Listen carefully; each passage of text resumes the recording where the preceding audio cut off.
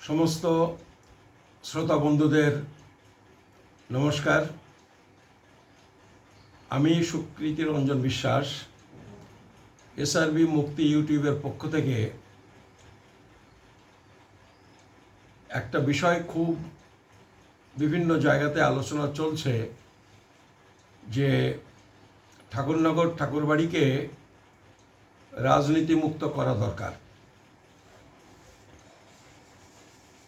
এই যে রাজনীতি মুক্ত করবার জন্যে যারা বলছেন তারাই আবার দুই তিনটে রাজনৈতিক দলের সাথেই নিজেরা যুক্ত আছেন। মতুয়াদের মধ্যেই মূলত এই দাবি উঠেছে, কিন্তু একটু খোঁজ নিলে দেখা যায় যে মতুয়ারা প্রায় সবাই মূলত দুটি বা তিনটি রাজনৈতিক দলের সাথে যুক্ত। আমি এই বিষয়টার সম্পর্কে ভালোভাবে বুঝতে গেলে যারা সত্যিই ভাবছেন যে ঠাকুরবাড়ি রাজনীতি মুক্ত হলে ভালো হয়, তাদের কিছু জিনিস জানা দরকার। বিষয়গুলো জানা থাকলে তাদের যে ইচ্ছা, তাদের যে আকাঙ্ক্ষা যে ঠাকুরবাড়ি রাজনীতি মুক্ত হোক, সেই কাজটা, সেই চেষ্টা বা সেই ভাবনাটা অনেকটা পরিষ্কার হবে। আপনারা জানেন যে ঠাকুরবাড়ির সাথে রাজনীতির যোগাযোগ খুব পুরনো। বলা যায় ঠাকুরবাড়ি সৃষ্টি হওয়ার পর থেকেই, ঠাকুরবাড়ির সৃষ্টির পর থেকেই, তখন তো ঠাকুরনগর ঠাকুরবাড়ি নয়, সেটা হলো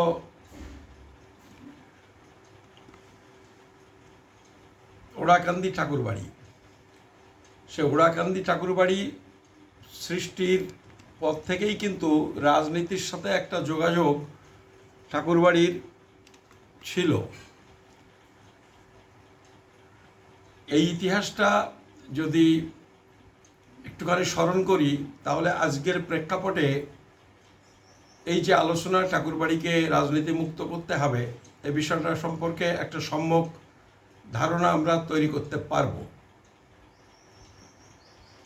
গুরুচাঁদ চরিত পড়ে আমরা জানতে পারি যে বঙ্গভঙ্গের সময় থেকে, বঙ্গভঙ্গ মানে 1905 সালে বঙ্গভঙ্গ হয়েছিল। এই বঙ্গভঙ্গের সময়ে বঙ্গভঙ্গ হয়েছিল, সেই সঙ্গে স্বদেশী আন্দোলনটাও 1906 সাল থেকে শুরু হয়েছিল। এবং এই সময়ে এই যে বঙ্গভঙ্গ বিরোধী আন্দোলন,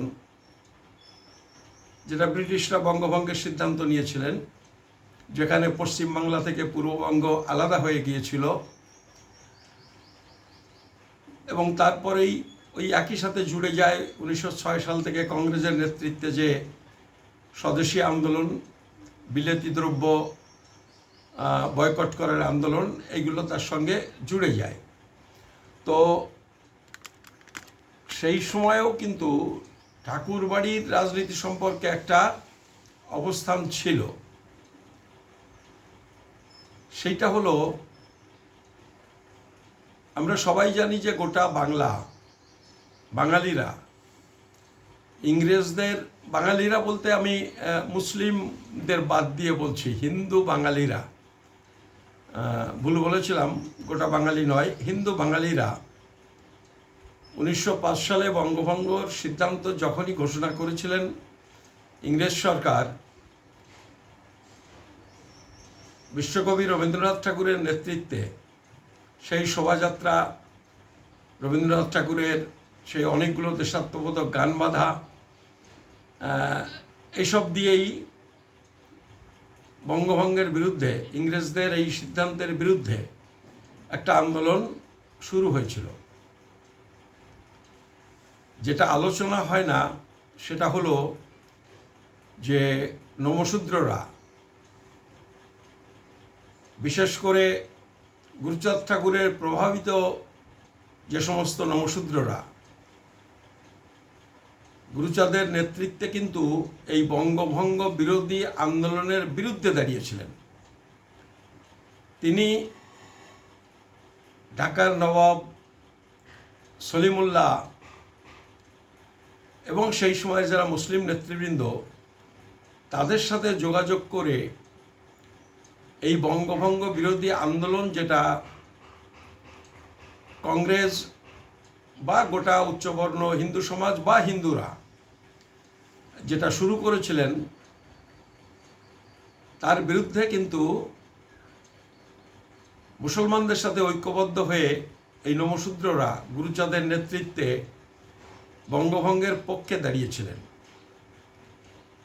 এইটা নিশ্চিতভাবে কোনো দলীয় রাজনীতি নয়, কোনো দলের রাজনীতি নয়, কিন্তু একটা গুরুত্বপূর্ণ রাজনৈতিক সিদ্ধান্ত যেটা গুরুচাঁদ ঠাকুর নিয়েছিলেন।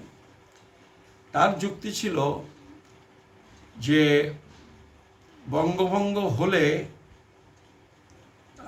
কৃষকরা, এবং এই কৃষক বলতে প্রজা কৃষক, যারা প্রজা কৃষকরা জমিদারদের যে অত্যাচার, জমিদারদের যে শোষণ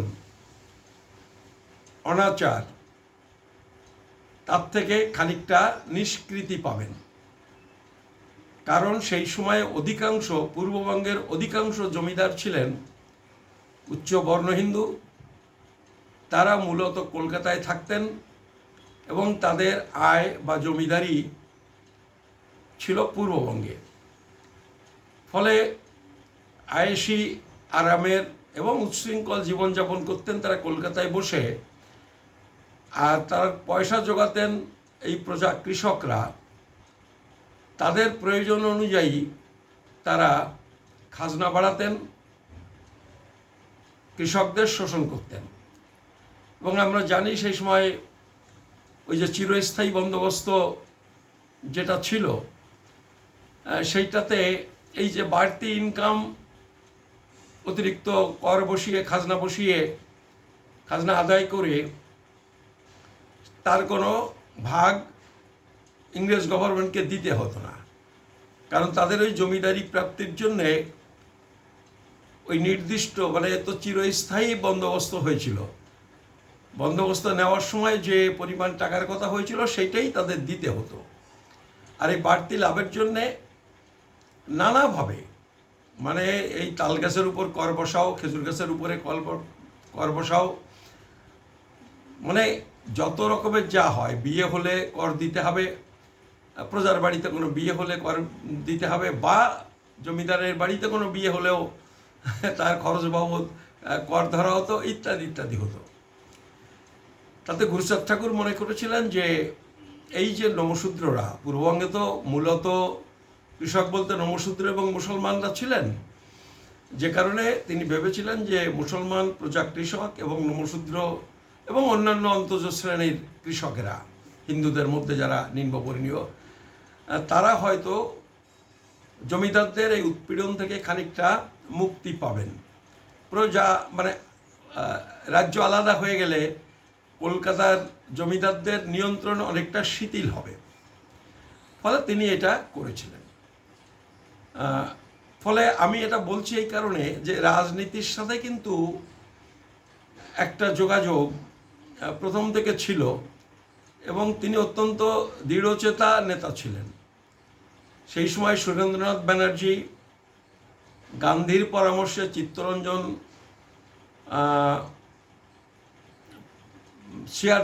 চিত্তরঞ্জন দাস,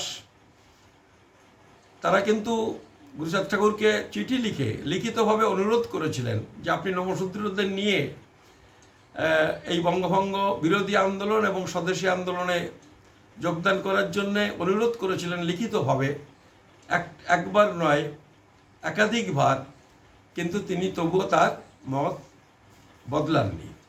এইসবগুলোর ইতিহাস গুরুচাঁদ চরিতে খুব পরিষ্কার করে লেখা আছে। তারপরে ধরুন আমি 1923 সালের একটা ঘটনার কথা বলি। 1923 সালে একটা নির্বাচন হয়েছিল। ওই 1919 সালের যে ভারত শাসন আইন, সেই অনুযায়ী 1923 সালে নির্বাচন, এবং সেই 23 সালের নির্বাচনে বাগেরহাটের যে মল্লিক পরিবার, ওই মল্লিক পরিবার জানেন, মল্লিক পরিবারের 4 ভাই, বোধহয় 3 ভাই বা 4 ভাই হয়তো ব্যারিস্টার ছিলেন। নমশূদ্রদের মধ্যে সব থেকে প্রাচীন সময় থেকে, সব আগের সময় থেকে, মানে প্রথম, তার ওই পরিবারটাই সব থেকে বেশি শিক্ষিত ছিলেন। তো সেই পরিবারের ছেলে নীরদ বিহারী মল্লিক, তিনি 1923 সালে নির্বাচনে দাঁড়িয়েছিলেন, এবং সেই নির্বাচনে গুরুচাঁদ ঠাকুর কিন্তু নীরদবাবুকে সমর্থন করার জন্যে তার যে অনুগামী তাদের নির্দেশ দিয়েছিলেন। আমি এই বইটা, আপনারা অনেকে দেখেছেন এই বইটা, এটা বইটা তো ওই গুরুচাঁদ চরিত লীলামৃত,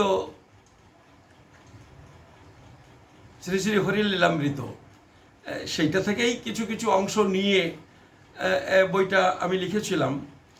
এখানে দেখুন একটা কথা সে সময় বলছেন, এটা গুরুচাঁদ চরিতেই আছে। তথাকার ভক্তগণে প্রভু ডেকে বলে, নীরদ বাবুকে ভোট দিও এক দলে। মানে সবাই যাতে নীরদ বাবুকে ভোট দেন, তার জন্যে কিন্তু গুরুচাঁদ ঠাকুর নির্দেশ জারি করেছিলেন। ফলে ঠাকুরবাড়ির রাজনৈতিক আন্দোলনে, রাজনৈতিক বিষয়ে মতামত দান এবং সেটাকে প্রভাবিত করার একটা চেষ্টা, অংশগ্রহণ, এইগুলো কিন্তু নূতন নয়। আরেকটা বড় ঘটনা জানেন, যেখান থেকে আসলে নমশূদ্রদের মধ্যে, সে যোগেনবাবু বলুন, মুকুন্দ বিহারী মল্লিক বলুন, বিহার ঠাকুর মশাই বলুন, রসিকলাল বিশ্বাস, এই যে এক ঝাঁক রাজনীতিবিদ 30-এর দশকে বাংলার রাজনীতিতে উঠে এসেছিলেন, এইটাও কিন্তু গুরুচাঁদ ঠাকুরের একটা বড় অবদান ছিল। একটা চ্যাপ্টার আছে গুরুচাঁদ চরিতে, খুলনা সম্মেলন। আসলে খুলনায় একটা রাজনৈতিক সম্মেলন আহ্বান করা হয়েছিল। সেই রাজনৈতিক সম্মেলন থেকে বেশ কিছু সিদ্ধান্ত হয়েছিল, এবং তারই ফলে ওই যে রাজনৈতিক সম্মেলন, ওই সম্মেলনের ফলাফল হিসেবে এই নমশূদ্রদের মধ্যে যে একঝাঁক রাজনীতিবিদ উঠে এসেছিলেন, এটা কিন্তু বলা যায়। আমি যদি এখানে আগে থাকতে আমি এটা পেয়ে গেছি, আমি আপনাদের একটু শোনাই। এটা খুলনা সম্মেলনের প্রেক্ষাপটে সিদ্ধান্ত এবং সম্মেলনের বর্ণনা, এইটা আমরা গুরুচাঁদ চরিতে পাই। সেখানে কি ছিল, কয়েকটা লাইন আমি একটু আপনাদের পড়ে শোনাই। এই সম্মেলন হতে, মানে খুলনা সম্মেলন হতে, এটা ওই 1923 সালেরই কিন্তু সম্মেলন। নীরদ বিহারী মল্লিক দাঁড়িয়েছিলেন 1923 সালে, সম্ভবত ঠিক তার আগে, ওটা হয়তো বছরের শেষ দিকে, এটা শুরুর দিকে, এরকম হবে। তো সেই খুলনা সম্মেলন থেকে, এই সম্মেলন হতে নমশূদ্র কোন পথে চালনা করিবে রাজনীতি, যাহা বলে দয়াময় সভা মধ্যে পাঠ হয়, তাতে সবাই জানালো স্বীকৃতি। স্বাধীনতা যদি আসে, তা হতে কি শ্রেষ্ঠ আছে, বুঝি না যে এত অন্ধ নেই। স্বাধীনতা যদি আসে, তা হতে কি শ্রেষ্ঠ আছে, বুঝি না যে এত অন্ধ নই। গুরুচাঁদ ঠাকুর বলছেন, স্বাধীনতা কথা ভালো, নেয়া ভালো, দেয়া ভালো, ভালো তাতে নাহিক সন্দেহ। কথামালা যাহা বলে, কথামালা যাহা বলে, পড়িয়াছ বাল্যকালে, সেই কথা ভুলিও না কেহ। বাঘের গলার হাড় টেনে যদি করবার, বাঘের গলার হাড় টেনে যদি করবার, পুরস্কার এক মুঠো ছাই। যত সব মহাভাগ করিতেছে আত্মত্যাগ, তোমাদের জন্য কিছু নাই। নির্মমানের কথা বলছে, তোমাদের জন্য কিছু নাই। শুনো বলি সে প্রমাণ, যত সব মতিমান আত্মত্যাগ করিছে ভারত। স্বাধীনতা পাবে যবে, কারা উপকৃত হবে, সে কথা পারো কি বলিতে? গুরুচাঁদ ঠাকুর বলছেন, স্বাধীনতা পাবে যবে, কারা উপকৃত হবে, সে কথা পারো কি বলিতে? জবাবটাও তিনি নিজেই দিচ্ছেন। কর্তা আজ যারা যারা, সেদিন একত্রে তারা রচনা করিবে শাসনতন্ত্র। রাজাদের সে সভায় তোমাদের স্থান নয়, তোমরা তো বাদ্যযন্ত্র। যুদ্ধকালে প্রয়োজন বাদ্যযন্ত্র অগণন, যুদ্ধ শেষে কে করে সন্ধান? তারপরে ফাইনালি নির্দেশ দিচ্ছেন, যদি থাকো সেনাপতি, তবে হতে পারে গতি। ফলে ঠাকুরবাড়ি এই যে রাজনীতি মুক্ত করার যে ভাবনা, যে কথা, এই কথাগুলোর প্রেক্ষাপটে এই বিষয়গুলো আমাদের জানা দরকার। আসলে রাজনীতি মুক্ত বলতে যারা বলছেন তারা কি বলছেন সেটাও খানিকটা বোঝা যাবে, বোঝার দরকার। আমরা এই আলোচনায় চেষ্টা করব সেসব সম্পর্কে দুই চারটে কথা বলবার জন্যে। পরবর্তীকালে আপনারা জানেন যে পিয়ার ঠাকুর মশাই গণপরিষদে নির্বাচিত হয়েছিলেন। আমি ইতিহাসের খুচরো খাজরা কথায় যাচ্ছি না, তিনি গণপরিষদে নির্বাচিত হয়েছিলেন। সংবিধান রচনার জন্য যে গণপরিষদ, পিয়ার ঠাকুর মশাই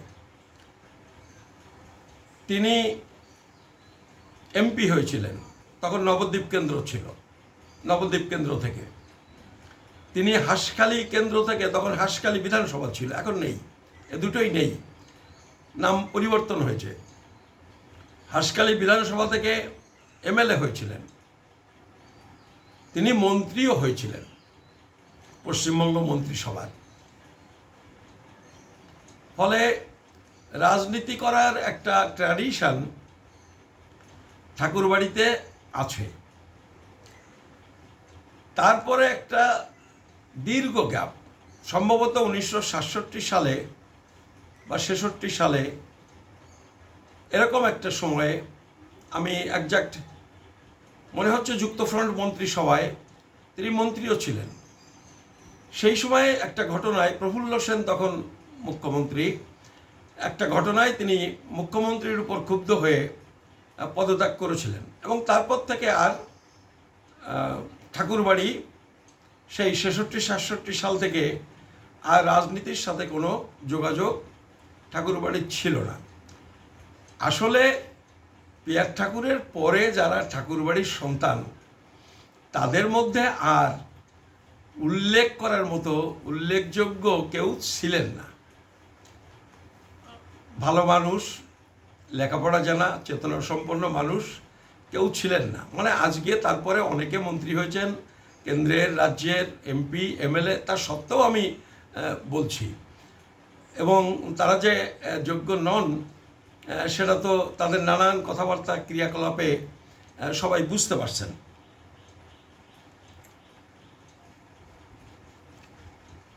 ঠাকুরবাড়িতে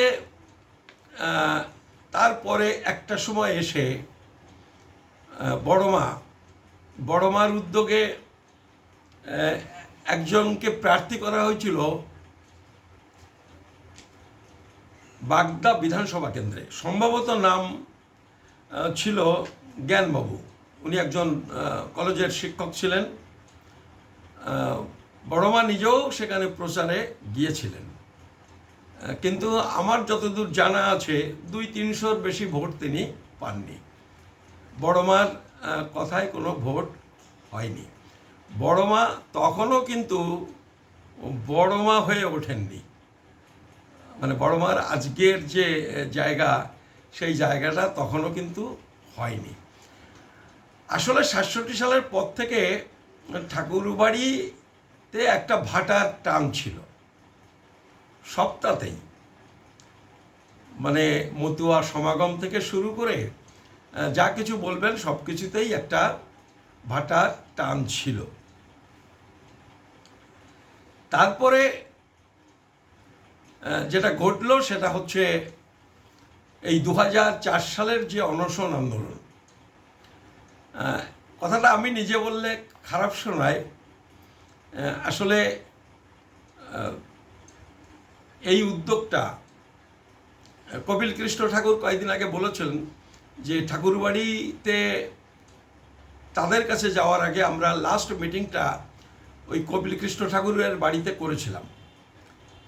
আমরা রত্নেশ্বর বাবুর বাড়িতে ওই বলাকা ক্যাম্প আছে, মিটিংটা ঠিক ছিল, কোনো কারণে ওই বাড়িতে হয় না, তাদের বাড়িতে একটা দুর্ঘটনা ঘটে, ফলে 3-4টে বাড়ি পরে কপিলদার বাড়িতে আমরা মিটিংটা করেছিলাম। কপিলদাও এই ব্যাপারে সব দিনই সহানুভূতিশীল, কিন্তু ওই লোকজন যা হয় বেশি লোক হয় না, এবং তা দিয়ে আমাদের মনে হলো যে দাগ কাটার মতো কোনো আন্দোলন আমরা করতে পারবো না, যে কারণে আমি নিজে উদ্যোগ নিয়ে, এবং এটা একেবারেই আমার নিজের মস্তিষ্ক প্রসূত, আমি ঠাকুরবাড়িতে গিয়েছিলাম। এবং সেই বোধহয় আমার প্রথম, তার আগে মেলা টেলাতে গেছি, লোকজন আসে, মেলা থেকে চলে এসেছি, কোথায় তাদের অফিস, কোথায় মতুয়া মহাসংঘ, এসব আমি জানতাম না মানে ছেলেবেলা থেকে যারা আমাকে জানেন তারা জানেন আমার এই ধর্ম নিয়ে আমার তেমন কোনো আগ্রহ কোনোদিন ছিল না,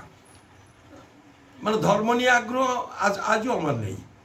মতুয়া বিষয়টাকে আমি একটু অন্যভাবে দেখি, যেটা আমার এই বইয়ের মধ্যেই দেখুন আছে। আমি বইটা লিখেছিলাম মতুয়া ধর্ম এক ধর্ম বিপ্লব বলেছি, এটাকে ধর্ম বলিনি, ধর্ম থেকে একটা উল্লম্ফন, বুঝলেন তো, একটা আমূল পরিবর্তন। আমি এটাকে একটা ইডিওলজি, একটা দর্শন হিসেবে আমি এটাকে দেখি এবং শ্রদ্ধা করি। ফলে আগে আমার এই সমস্ত ব্যাপারটা সম্পর্কে জানা থাকার কথা ছিল না, আমার আগ্রহ ছিল না। তো আমি সেখানে গিয়ে তাদের প্রথম বলি, এবং আমি যখন বলি তখনই তারা প্রথম শুনলেন। এটা তারা শুনলেন তা না, এ রাজ্যের মানুষও জানতেন না, 1-2 জন হয়তো জানতেন, নেতারাও জানতেন না, এটা হলো ঘটনা। মানে যারা পার্লামেন্টে আছে তারও অনেকে জানতেন না। পরে আমার এটা এই অনুভূতি হয়েছে যে যিনি ওই পার্লামেন্টের সদস্য তিনিও এইসব আইন তৈরি হয়েছে তা জানতেন না। তো যাই হোক, সেখানে পরবর্তীকালে আমি সেখানে গেছিলাম, যাওয়ার পরে বলে তাদের রাজি করিয়েছিলাম, কিন্তু দেখুন ধর্ম হলে যা হয়, ঠাকুরবাড়ি থেকে একটা পত্রিকা বেরোয়, তাতে পরবর্তীকালে 2-4 লাইন যা লিখেছিল আমি আপনাদের একটু পড়ে শোনাই। আমি যে পরিবর্তনটা কিভাবে আসছে এটা দেখুন। সেটা হলো পুরোটাই আমি গেলাম, আমি কনভিন্সড করলাম, তাদেরও করলাম। আমি আমাদের যে বন্ধুবান্ধব যারা পরবর্তীকালে খুব উল্লেখযোগ্য ভূমিকা নিয়েছেন এই আন্দোলনে, কারণ এ তো আর একার পক্ষে সম্ভব ছিল না, আমি উদ্যোগ নিয়েছিলাম, কিন্তু করেছি আমরা সবাই মিলে একসঙ্গে। অনেকেরই খুব গুরুত্বপূর্ণ ভূমিকা আছে, আর মতুয়া মহাসংঘের ভূমিকা তো আছেই, কারণ সেইটাই হচ্ছে আমাদের সংগঠন ছিল। তো সেইটাকে দেখুন কিভাবে কোথায় নিয়ে যাওয়া হচ্ছে। আমি একটা বাক্য একটু পড়ে শোনাই, যেটা ওই ঠাকুরবাড়ি থেকে যে পত্রিকা বেরোয় সেই পত্রিকাতে লেখা হয় পরবর্তীকালে, যে নাগরিকত্ব সংশোধনী আইন 2003 পাশ হওয়ার দিন থেকে মতুয়াদের বেনাগরিক হয়ে যাওয়ার আশঙ্কায় গণপতিবাবুর চোখে ঘুম ছিল না। গণপতিবাবু হচ্ছে ওই সময়ে মতুয়া মহাসংঘের সেক্রেটারি ছিলেন। তাই লেখা হচ্ছে যে নাগরিকত্ব সংশোধনী আইন 2003 পাশ হওয়ার দিন থেকে মতুয়াদের বেনাগরিক হওয়ার হয়ে যাবার আশঙ্কায় গণপতিবাবুর চোখে ঘুম ছিল না, আহারে রুচি ছিল না। তিনি তার কাছের কয়েকজনকে বারবার বলতেন এই কথা, এবং অবশেষে তিনি মানে গণপতিবাবু বাবা প্রমথ চাঁদের, ওই পিয়ার ঠাকুর মশাই, বাবা প্রমথ চাঁদের নির্দেশ পান এ ব্যাপারে কিছু করার জন্য, ইত্যাদি ইত্যাদি লিখেছেন। এই গল্পের লেখক কিন্তু ঋষিকেশ বাবু বলে একজন ওইখানে থাকতেন, ওই কেরানির কাজ করতেন, বারাসাতে বাড়ি ছিল, উনি এখন হয়তো বেঁচে আছেন। ইনি এইভাবে লিখেছিলেন। এই যে বিষয়টাকে নিয়ে যাচ্ছে কিন্তু একটা ধর্মের, মানে ধর্ম বলতে যে আমরা বুঝি তার গণ্ডির মধ্যে নিয়ে যাচ্ছেন, এই স্বপ্নে টপ্নে দেখে টেকে আন্দোলনে সামিল হচ্ছেন। তো আন্দোলন হলো, আন্দোলন হওয়ার পরে একটা জনপ্রিয়তা, মতুয়া মহাসংঘ ঠাকুরবাড়ি আবার পদপ্রদীপের আলোয় চলে এলো। এই সময় গণপতিবাবু একদিন বলছেন মতুয়া মহাসংঘের অফিসে বসে, আমি নিজেই ছিলাম সেখানে, বলছেন যে এবার আমরা 3টে কেন্দ্রে, সময়কালটা জানা দরকার, 2006 সালের নির্বাচনের প্রাক্কালে,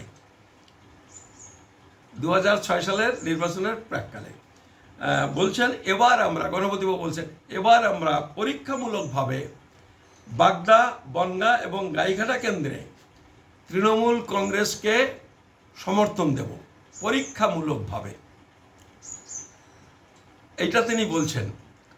তো আমি সেখানে বসেছিলাম, আমি গণপতিবাবুকে বললাম যে গণপতিবাবু তাই এই 3টে কেন্দ্র কেন? বর্ধমানেরও 2-1টা কেন্দ্র, সেখানে তো প্রচুর মতুয়া আছে, তা বর্ধমানেরও 2-3টে কেন্দ্র একটু পরীক্ষামূলকভাবে নির্দেশ দিন। আমি এটা একটু ওনাকে বললাম, একটু ব্যঙ্গ করেই বললাম, কারণ এই 3টে কেন্দ্রে কিন্তু সেবার তৃণমূলের জেতার সমূহ সম্ভাবনা ছিল।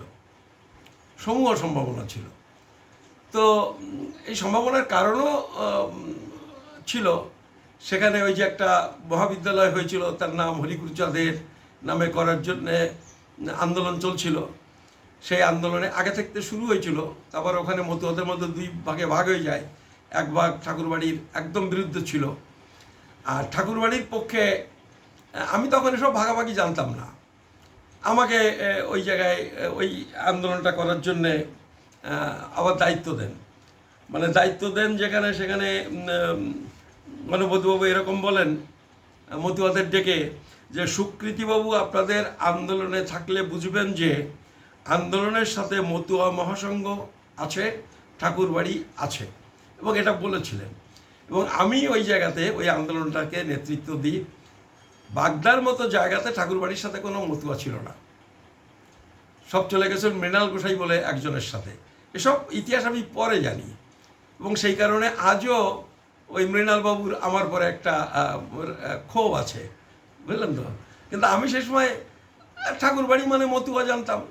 সে আন্দোলন করতে গিয়ে আলটিমেটলি সিংহভাগ চলে আসে আমার সাথে এই আন্দোলনে, ওই নাম পরিবর্তনের আন্দোলন। যদিও ওই মৃণালবাবুরাই প্রথম এই আন্দোলনটা শুরু করেছিলেন, নাম পরিবর্তনের আন্দোলন, মানে হরিগুরুচাঁদের নামে আন্দোলন। বামফ্রন্ট ওটা করলো আম্বেদকরের নামে, মানে ওই জায়গাটা একটা দাবি আগে থাকতে ছিল। কিন্তু যা হয়, আমাদের সিপিএমের কীর্তি কাহিনী আপনারা তো জানেন এইসব প্রশ্নে। এই প্রথম এবারই দেখলাম তারা ঠাকুরবাড়িতে একটা জলছত্র করেছে, মেলা উপলক্ষে একটা বইয়ের স্টল করেছে, একটা তোরণ করেছে। তো তারা তাদের বোধোদয় হয়েছে। আমি বলছি যে একটা ভুল থেকে শিক্ষা নিয়ে তারা একটা সঠিক কাজ করা শুরু করেছেন, সেটা তো আমার সমর্থন আছে। আমি গেছিলামও, তারা আমাকে ডেকেছিল, আমি সে পর্যন্ত গেছিলাম। এই যে মেলা চলছে, এই মেলাতে। কিন্তু সর্বনাশটা দেখুন হয়ে গেল, সময়ের কাজ সময়ে না করতে পারলে যা হয়। তো আমি এই কথাগুলো বলছি যে এইসব যখন হয় তখন এই নিয়ে যে বাকবিতণ্ডা হয়নি তা না, তিনি এখন মরে গেছেন কপিল কৃষ্ণ বিশ্বাস বলে একজন ছিলেন, ইনি ঠাকুর ওই বামনগাছির, উনি কপিল কৃষ্ণ বিশ্বাস, খুব ভালো মানুষ ছিলেন এবং মতুয়া মহাসংঘের সেক্রেটারি ছিলেন, এই মতুয়া মহাসংঘের ট্রেজারার ছিলেন। ঠাকুরবাড়িতেই বাড়ি তার, এই ঠাকুরনগরেই বাড়ি, ঠাকুরবাড়ির কাছাকাছি এলাকায়। তো গণপতিবাবু যখন এইটা বলছেন তখন কিন্তু এই এই যে কপিল কৃষ্ণ বিশ্বাস ট্রেজারার, তিনি রেগে গেলেন। রেগে গিয়ে বললেন যে কেন তৃণমূলকে কেন সমর্থন করতে হবে, জ্যোতিপ্রিয় মল্লিককে কেন সমর্থন করতে হবে, উনি কিছু টাকা দিয়েছেন বলে। ওই সময় 1,75,000 টাকা দিয়েছিলেন জ্যোতিপ্রিয় মল্লিক। তা উনি তখন বললেন রেগে গিয়ে, আমি দিচ্ছি 1,75,000 টাকা, গণপতিবাবু আমি দিচ্ছি, আমার পকেট থেকে আমি দিচ্ছি 1,75,000 টাকা, আমি দাঁড়াবো ইলেকশন, আমাকে সমর্থন করার জন্যে আপনি মতুয়াদের নির্দেশ দিন। এইসব আমি বলছি, এইসব বাকবিতানরাও নতুন না, আজকে যেটা হচ্ছে এটা নতুন না, ওই শুরু থেকেই এটা হয়েছে। তো এইটা হলো এই নতুন পর্যায়ের শুরু। আমি তো আগে একটা বলেছি, গুরুচাঁদ ঠাকুর, পিয়ার ঠাকুর মশাই, আর এই পর্যায়ের শুরুটাও কিন্তু এইভাবে হচ্ছে, এই যে রাজনীতির সাথে যোগাযোগের বিষয় নিয়ে। তো এইভাবে যখন চলছে তখন আপনারা জানেন যে বোধহয় 2011 সালে ওই নির্বাচন ঘোষণার ঠিক আগে যে নির্বাচনে বামফ্রন্ট বিদায় নিল, চাঁদপাড়াতে বুদ্ধদেব ভট্টাচার্য একটা ওই মহাবিদ্যালয় শিলান্যাস করলেন, যে সরকারি মহাবিদ্যালয় হবে। এলাকাটা একটা বিশাল এলাকা, একটা বিশ্ববিদ্যালয় হওয়ার মতো উপযুক্ত জায়গা। সেই জমিটা অধিগ্রহণ করলেন, তখন রেজ্জাক মোল্লা ছিলেন ভূমি সংস্কার মন্ত্রী বা ভূমি মন্ত্রী। তো ওইটা করে ওখানে এটা করলেন। তো ওইখানে কিন্তু মতুয়া মহাসংঘের সবাই গেলেন না, বড়বাবু গেছিলেন, গণপতিবাবু গেছিলেন, কিন্তু মতুয়া মহাসংঘের কমিটির অধিকাংশ লোক কিন্তু ওই যে ভিত্তিপ্রস্তর স্থাপন হলো ওইটা গেলেন না, কারণ অন্যান্য অধিকাংশের মত ছিল তৃণমূলের পক্ষে চলে গেছিলেন তারা, যে কারণে মানসিকভাবে ওই কেডি বিশ্বাস অমুক তমুক, পরে যদিও কেডি বিশ্বাস আবার বিজেপিতে চলে যান, তো ওই জায়গাতে ওইটার সমর্থন ছিল না, তারা যাননি। আমি ভেতরের গণ্ডগোল, ভেতরের যে মনোমালিন্য, এটার কথা বলতে গিয়েই এগুলো বলছি। এবং এটাও আপনারা জানেন, অনেক কিছুই করেছেন বলছেন মমতা বন্দ্যোপাধ্যায় বা তৃণমূল এসে। ওই যে সুন্দর জায়গাটা, ওই জায়গায় কিন্তু কলেজ বা বিশ্ববিদ্যালয়টা মমতা বন্দ্যোপাধ্যায় করলেন না। মমতা বন্দ্যোপাধ্যায় কোথায় করলেন? ঠাকুরনগরে হসপিটালের পাশে ওই পুকুরের ওই পাড়ে, সেখানে একটা প্রাইমারি স্কুল হয় না, সেখানে একটা প্রাইমারি স্কুল হয় না। উপযুক্ত জায়গা যেটা ছিল অধিগ্রহণ হয়ে গেছে, তার ভূতপূর্ব মুখ্যমন্ত্রী শিলান্যাস করলেন, তিনি সেটাকে করতে পারতেন, কোনো সমস্যা ছিল না। কিন্তু মমতা বন্দ্যোপাধ্যায় মানে তো মমতা বন্দ্যোপাধ্যায়, তিনি কি করলেন? ওই জমিটাতে সবার আগে সবজি মন্ডি করলেন। সবার আগে বোধহয় গোটা পশ্চিমবাংলার মধ্যে সবার আগে সবজি মন্ডি করলেন ওই জমিটাতে, কারণ আর কিছু না, যাতে ওই জায়গাতে আগামী দিনে হরি গুরুচাঁদের নামে কলেজ বিশ্ববিদ্যালয় না হতে পারে। উনি হরি গুরুচাঁদের নামে কিন্তু এগুলো করেননি, এগুলো করলেন পিয়ার ঠাকুরের নামে কলেজটা করলেন, আর ওইটা কিন্তু গুরুচাঁদ ঠাকুর হরিচাঁদ ঠাকুরের নামে শিলান্যাস হয়েছিল। ফলে এইসব বিষয়গুলো আছে। ঠিক এরকম একটা সময়ে আমরা একটা সিদ্ধান্ত নিলাম যে ওই জায়গাতে, তখন ওই করবে বলছে সবজি মন্ডি, যাতে সবজি মন্ডি না হয়, কলেজটা যাতে হয়, তার জন্য আমরা একটা খুব বড় মিছিল করেছিলাম বনগাঁ শহরে, এবং তার জন্য একটা প্রস্তুতি মিটিং ডেকেছিলাম ঠাকুরনগরে ওই রেলগেটের পাশে, স্টেশনের পাশে, রেলগেটের পাশেই মায়ের আঁচল বলে একটা বিয়ে বাড়ি আছে।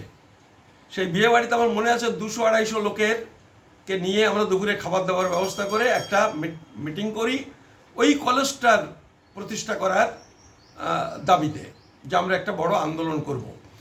এবং সেই আন্দোলনটা শুরু হয়েছিল, কিন্তু শুরু হয়েছিল ওই একটা বড় মিছিলের মধ্যে দিয়ে তা আবার শেষ হয়ে গেল। শেষ হয়ে গেল কেন? ওই মিটিংয়ে কিন্তু আমরা ডেকেছিলাম, উদ্যোগটা আমি নিয়েছিলাম, আমরা অনেকে মিলে নিয়েছিলাম। আমি প্রথম তার উদ্যোক্তা ছিলাম। ওই যে আমাদের সমাজের খুব বড় মতুয়া, পিএইচডি ডিলিট বিরাট বৈরাগ্য, তিনিও ছিলেন, পলতার, উৎপল বিশ্বাস, ওরাও ছিল। মানে সে ছবিটা আমি ফেসবুকে পোস্ট করেছি, এই মুহূর্তে খুঁজলে হয়তো পাবো। তো সেখানে আমরা বড়বাবুকে ডেকেছিলাম। বড়বাবু মানে কপিল কৃষ্ণ ঠাকুর, ওই কপিল কৃষ্ণ ঠাকুর নয়, ওই বামনগাছির। এ হচ্ছে কপিল কৃষ্ণ ঠাকুর, ঠাকুর বাড়ির বড় ছেলে। মানে এখন যে এমপি রাজ্যসভার মমতা ঠাকুরের স্বামী, শান্তনু ঠাকুরের জ্যাঠামশাই। এবং মমতা ঠাকুরও ছিলেন। কপিল কৃষ্ণ ঠাকুর মারা গেছেন, তিনি তো আর বলতে পারবেন না। যদি আপনারা কারুর মনে সন্দেহ হয়, আপনারা মমতা ঠাকুরকে জিজ্ঞেস করবেন। মমতা ঠাকুরও সেই মিটিংয়ে ছিলেন। সেই মিটিংয়ে আমরা সিদ্ধান্ত নিয়েছিলাম যে ঠাকুরবাড়ির বড় ছেলেকে সামনে রেখে আমরা ওই কলেজ বিশ্ববিদ্যালয়ের আন্দোলনটা করব। এবং ওই মিটিংয়ে দাঁড়িয়ে বড়বাবু কপিল কৃষ্ণ ঠাকুর কমিটমেন্ট করেছিলেন যে তিনি জীবনে কোনোদিন রাজনীতিতে যাবেন না, ঠাকুরবাড়ি রাজনীতি মুক্ত রাখবেন। এবং এই যে আন্দোলন, সেই আন্দোলনে পুরোভাগে তিনি থাকবেন। এইটা ওই মায়ের আঁচল ওখানে বসেই হয়। সেই মিটিংয়ে মমতা ঠাকুরও উপস্থিত ছিলেন, ডায়াসেই ছিলেন। আমরা তাকে বড়বাবুর পাশেই বসেছিলাম। তখন বড়বাবু এমপি হননি, উনিও এমপি হননি, মমতা ঠাকুর এমপি হননি, তার আগের কথা। এইটা হচ্ছে 2014 সালের মার্চ এপ্রিল, এরকম একটা মার্চ মাস ফেব্রুয়ারি মাস এরকম একটা সময়ে হবে।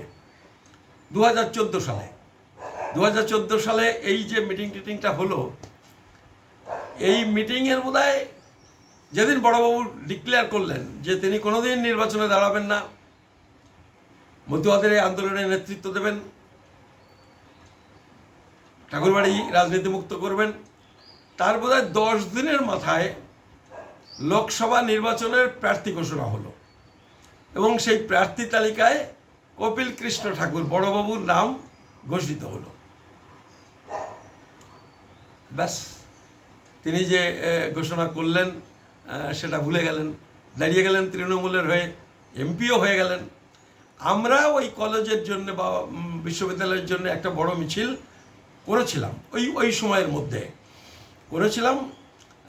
বনগাঁ রেল স্টেশন থেকে বোধহয় বাটা মোড় পর্যন্ত, তারপরে বাটা মোড়ে গিয়ে আমরা মিটিং করেছিলাম। কিন্তু তারপরে আমাদের যাকে কেন্দ্র করে আমরা ভাবছিলাম সেই বড়বাবুই উল্টে গেলেন, তো আমাদের ওই আন্দোলনটাও উল্টে গেল, যেটা পরবর্তীকালে সবজি মন্ডি হয়েছে কলেজ বিশ্ববিদ্যালয়ের বদলে। মমতা বন্দ্যোপাধ্যায় এটা এই উপকারটা ঠাকুরবাড়ির এই উপকার তিনি করেছেন। এইটা একটা গেল। তারপরে কপিল কৃষ্ণ ঠাকুর মারা গেলেন। মারা গেলে সেই উপনির্বাচনে দাঁড়ালেন মমতা ঠাকুর। কার সঙ্গে লড়াই হয়েছিল? বিজেপি দাঁড় করিয়ে দিলেন এই শান্তনুর বড়দা, ওরা দু ভাই। শান্তনুর দাদাকে বিজেপি দাঁড় করে দিলেন।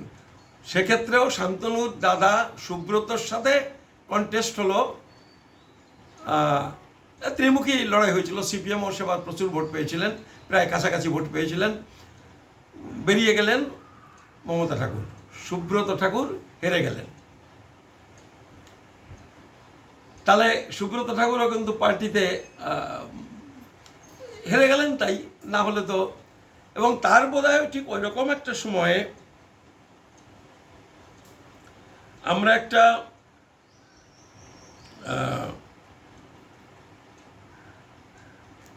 আরেকটা অনশন আন্দোলন করেছিলাম। 2014তেই হবে, 2014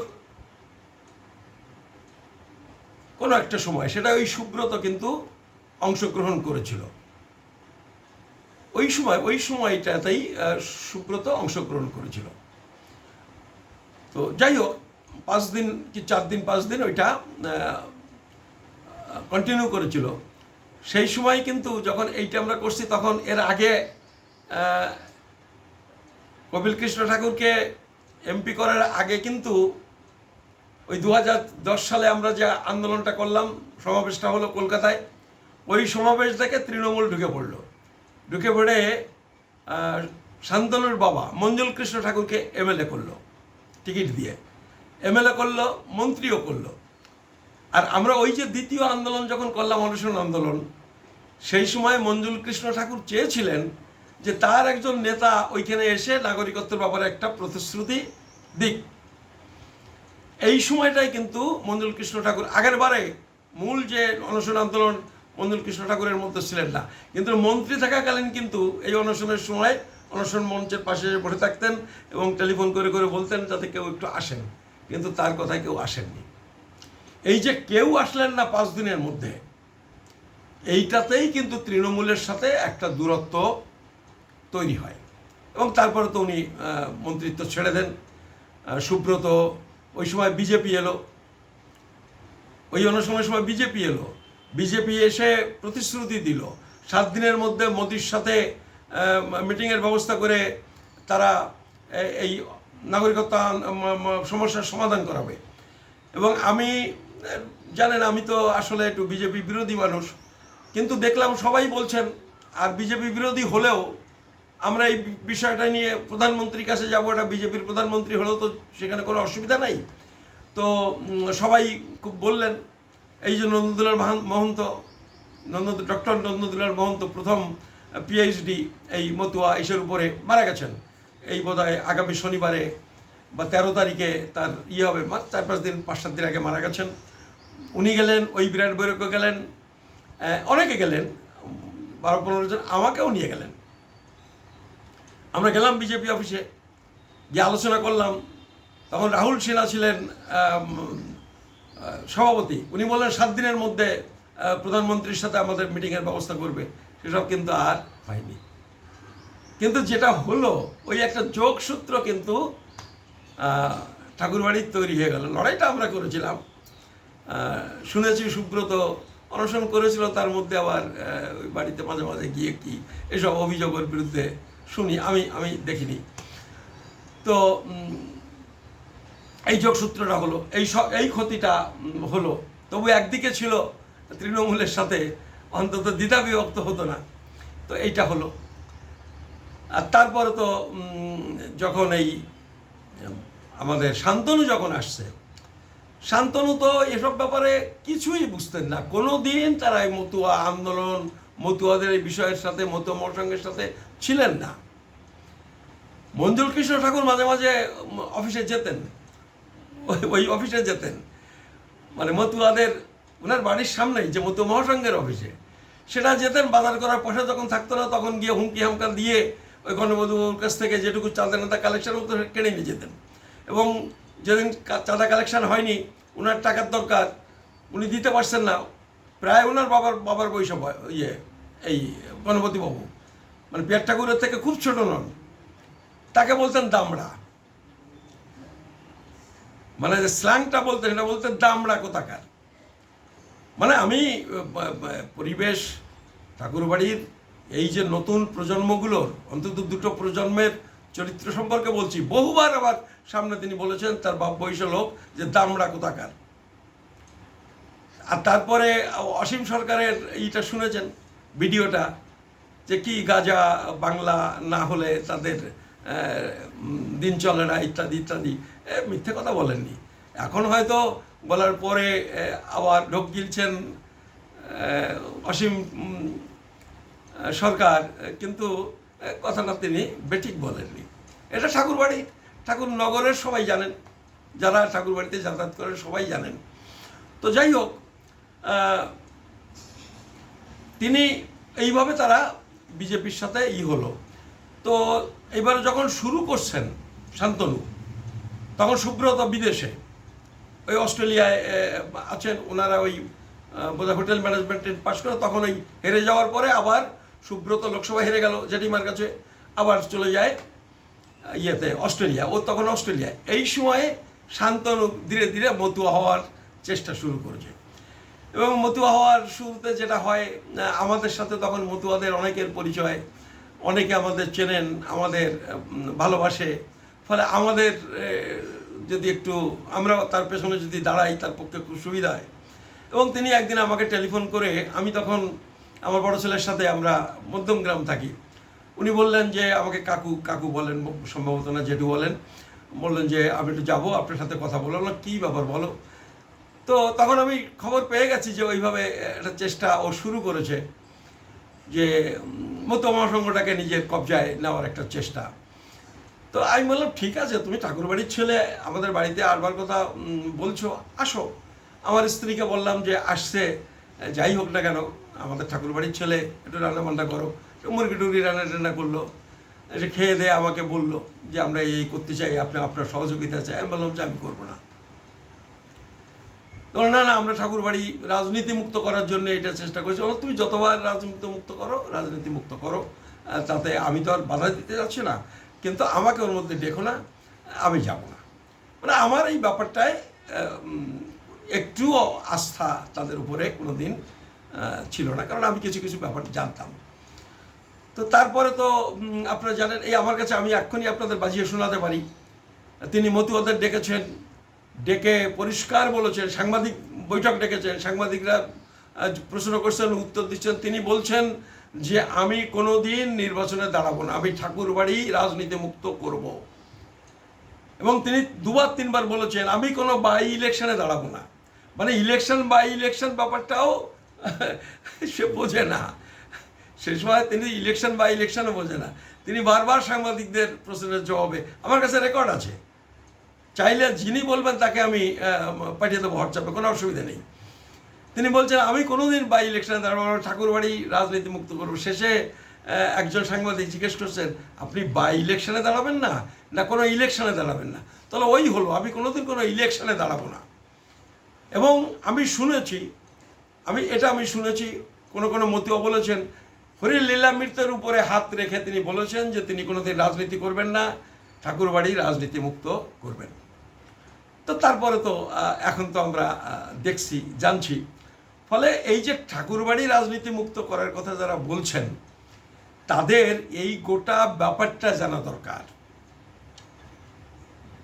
এই ঠাকুরবাড়ি গোটা ট্র্যাডিশনটা জানা দরকার।